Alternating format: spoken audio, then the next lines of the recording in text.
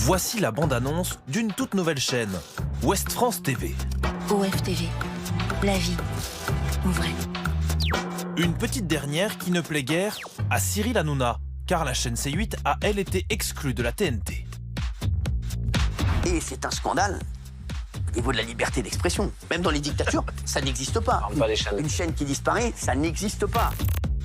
L'arrivée de Ouest France TV ne plairait pas non plus au propriétaire de C8, Vincent Bolloré. Dans le secret, une agence liée à son groupe serait en première ligne pour une opération de communication agressive sur les réseaux sociaux. Depuis la perte de fréquence de C8, sur Internet, un compte prend pour cible Ouest France TV. Les Corsaires. Ils se veulent un groupe d'action, une ONG à but non lucratif, qui lutterait contre la censure en général, sous leur chapeau de pirates et leur voix modifiée. Jamais les Corsaires de France n'avaient eu une telle bataille à mener, car jamais la censure n'avait autant sévi dans notre pays. Alors que Ouest France TV n'a pas commencé à émettre, les Corsaires l'accusent déjà d'être très orienté politiquement. Une chaîne, disent-ils, marquée à l'extrême gauche. Et ils insinuent que le groupe de presse régional aurait menti sur sa capacité à aller au bout de son projet de chaîne TV. Ouest France TV n'est pas prête. Prévue pour le 1er mars, elle demande maintenant un report au 1er septembre 2025. Ouest France TV a menti. OFTV est une coquille vide. Des affirmations mal étayées. Devant le gendarme de l'audiovisuel, Ouest France a toujours annoncé le même calendrier. La chaîne n'a pas prévu d'émettre avant septembre 2025. Alors qui sont ces Corsaires ? Pour l'ONG Reporters sans frontières, il n'y a aucun doute. Les Corsaires sont liés au groupe Vivendi via une agence de communication, Progressif Média.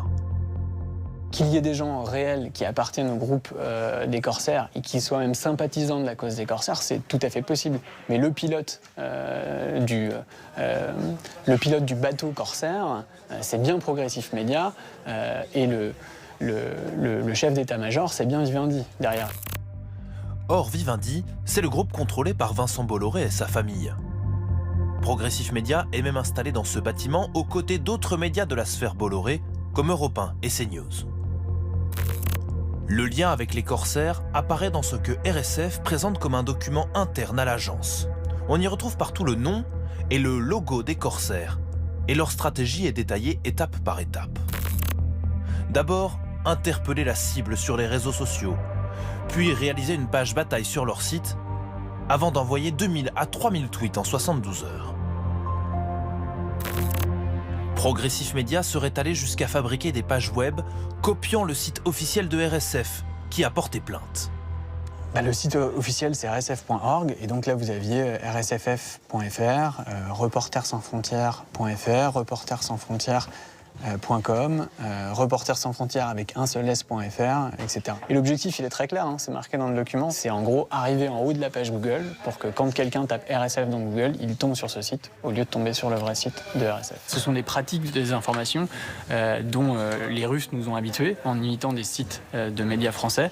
Là, il s'agit d'une société de droit français à 4 arrêts de métro de RSF.